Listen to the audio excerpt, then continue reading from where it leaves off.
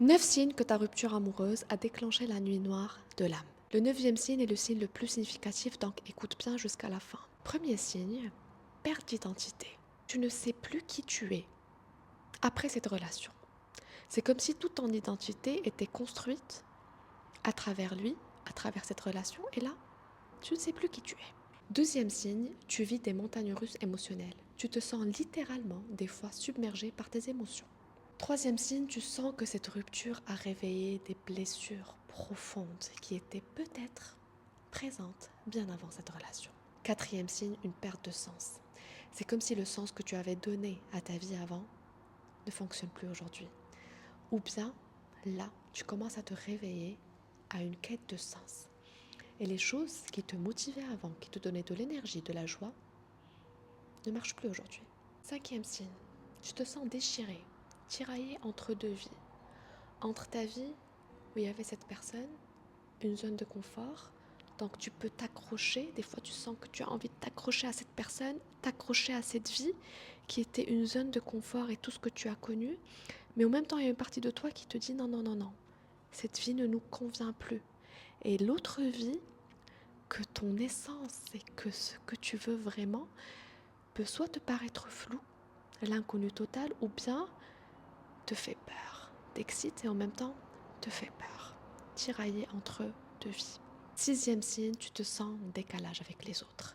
Tu te sens particulièrement incomprise durant cette période-là. C'est-à-dire que tu sens que la seule personne qui peut te faire sortir de cette épreuve, c'est toi-même. Littéralement. Le 1 de perdu, 10 de retrouvé, tu sens que les autres ne comprennent pas ce que cette rupture est venue réveiller en toi. Septième signe, les masques de l'ego tombent. Littéralement, les croyances que tu croyais vraies et avec lesquelles tu as vécu toute ta vie, tu commences à les voir et ça te fait flipper. Par exemple, tu croyais toute ta vie, littéralement et inconsciemment, que tu étais cette femme dépendante affective. Là, tu te rends compte qu'en fait, d'accord, la dépendance affective, c'est un ensemble de schémas. Et là, je commence à voir le schéma, je commence à voir les pensées, les émotions, les comportements derrière cette dépendance affective. Et ce n'est pas moi. Si je ne suis pas cette femme dépendante, qui suis-je?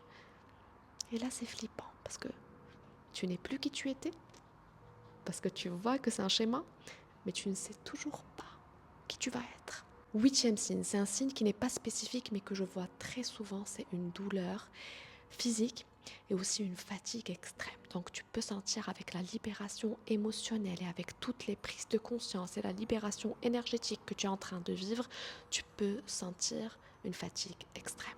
Le neuvième signe, et qui pour moi révèle le plus et parle le plus d'une rupture amoureuse qui a déclenché la nuit noire de l'âme, c'est au milieu de cette perte d'identité, de ce chaos émotionnel, de cette perte de sens, de ces montagnes russes émotionnelles, de ce sentiment d'être seul, en décalage avec les autres, de ce tiraillement entre l'ancienne toi et la nouvelle toi, il y a une voix, comme une intuition, plus sage, plus ancrée, qui te souffle de temps à autre, même au milieu de ce chaos.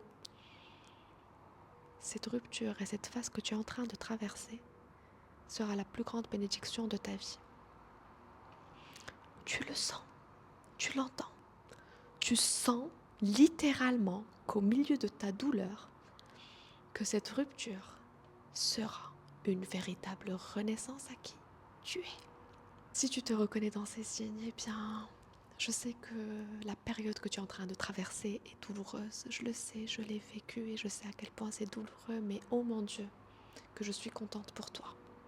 Je ne peux pas ne pas être contente pour toi parce que tu es en train de renaître à qui tu es. Tu es en train d'effacer, de sortir de tous ces mensonges et des schémas inconscients, de cette fausse identité que tu vivais. Et là, tu es en train de te connecter à ta vérité, à ton essence, à ce que ton âme veut vivre sur cette terre, ce qu'elle veut littéralement créer dans cette vie. Donc je ne peux qu'être contente pour toi maintenant. j'ai 2 choses à te proposer.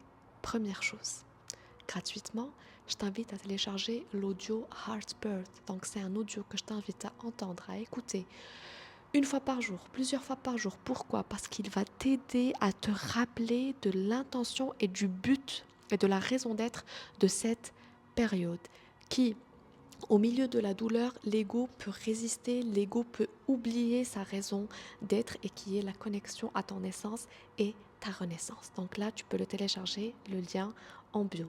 Deuxième chose, si tu veux être accompagné de A à Z dans ce chemin, j'ai créé un programme spécifiquement pour les femmes qui traversent une telle rupture amoureuse, douloureuse, pour la transformer en une renaissance.